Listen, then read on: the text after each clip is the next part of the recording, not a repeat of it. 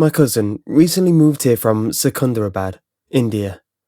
On a recent road trip exploring America, we were talking and exchanging ghost stories and laughing at the similarities and differences between American ghost stories and Indian ghost stories. When I asked her if she's ever experienced anything supernatural, her eyes widened as she averted her eyes to the window. Just when the silence was about to be too much for me, she softly responded, "Yes, a few. One is troubling. When I was in second year in college, I stayed in an all-girl hostel. I made many friends. We were all very happy to be in school, away from our conservative parents. The hostel was so much fun, but it was a very, very old building.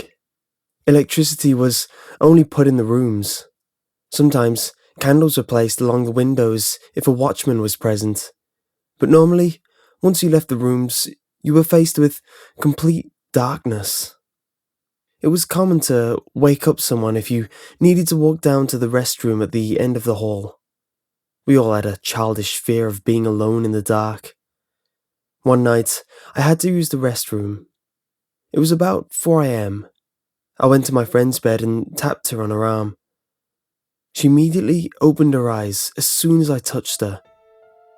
I apologized for bothering her and told her I needed to pee. She smiled at me and hopped out of bed. All the way down the hallway, she laughed and danced. I could not see her at all, but her bangles clanged together loudly and the bells on her anklets jingled softly. It was very calming. I laughed and sashayed my hips down the hallway with her, too tired to match elaborate arm movements. She said nothing to me, though occasionally I heard her hum one of our favourite Bollywood songs. The same thing happened on our return. I fell back asleep easily. I awoke fairly late the next morning to the sound of men in our room. They surrounded her bed. I bolted from my bed, prepared to protect my friend, when I realised they were administrators of the college.